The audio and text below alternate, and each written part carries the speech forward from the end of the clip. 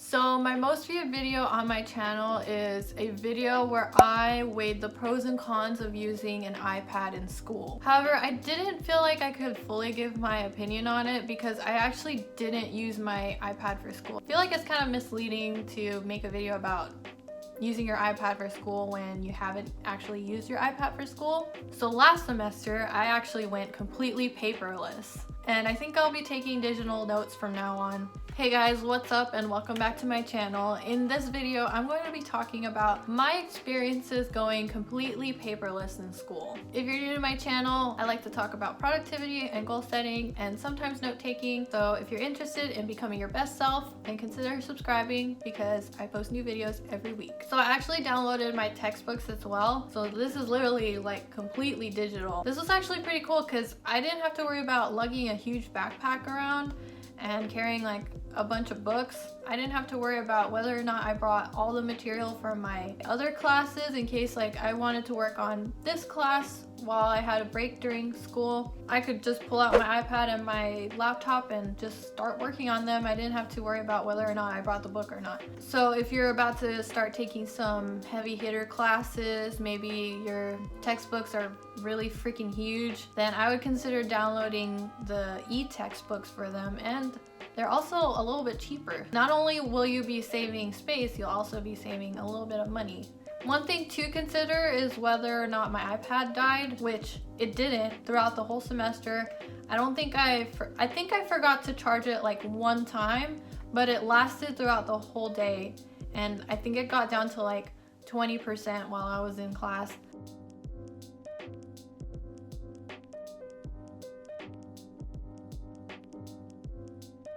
But if you guys are considering switching to digital notes, then that is definitely one thing to consider, because if you didn't back up your notes and your iPad dies or something, then that's it. You just don't have any notes for the day. I want to talk about some of the apps that I use too, because in my last video, I used GoodNotes 4, but I actually started using GoodNotes 5. I started off with using OneNote because of its syncing capability, but then the writing aspect of it wasn't very intuitive, for me at least. So I actually switched to GoodNotes 5 and I stuck with that throughout the whole semester. Now, I thought there wasn't a syncing option on GoodNotes, but I guess there is. I just looked it up and I guess there is.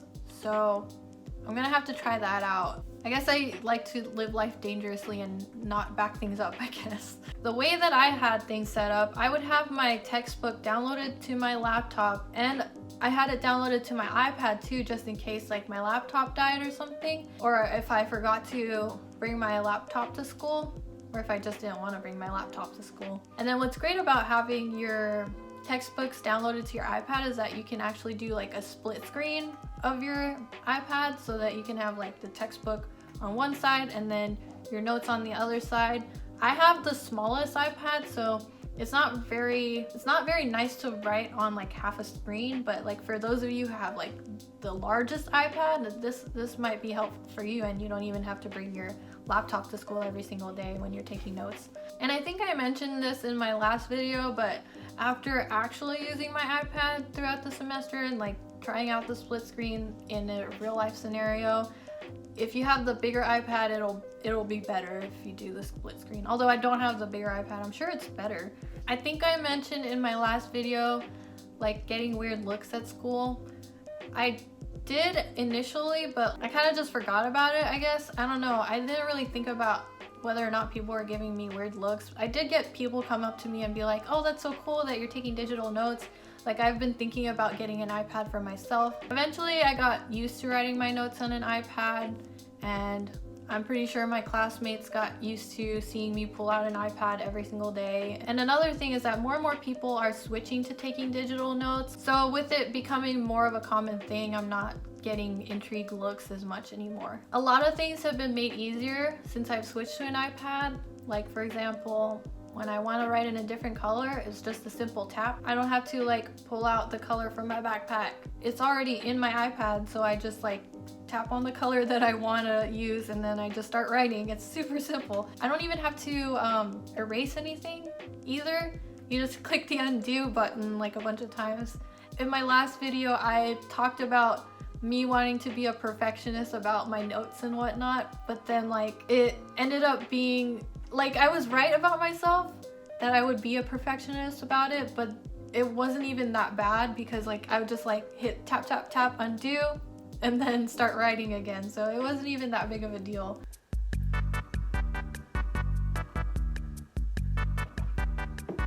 Another feature that I wanted to talk about, and I didn't use this feature that much, but I wanted to point it out because some of you might find this useful, is the searchable feature that I had in GoodNotes. This all depends on whether or not your handwriting is legible, which makes sense. It might be useful for some of you who take a lot of notes, that you could just search through all of your notes just by typing in like a word or something. I just wanted to point that out because it might be useful for some of you. But if that's something that interests you, then yes, I highly suggest taking digital notes.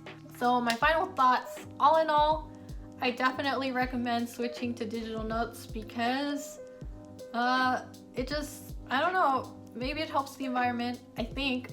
I'm not sure. Even if you don't have an iPad, I would consider getting ebooks because it saves money, and that for sure saves the environment because you're not actually like buying a whole iPad. And then on top of that, you don't have to lug around like 4 textbooks to school every single day.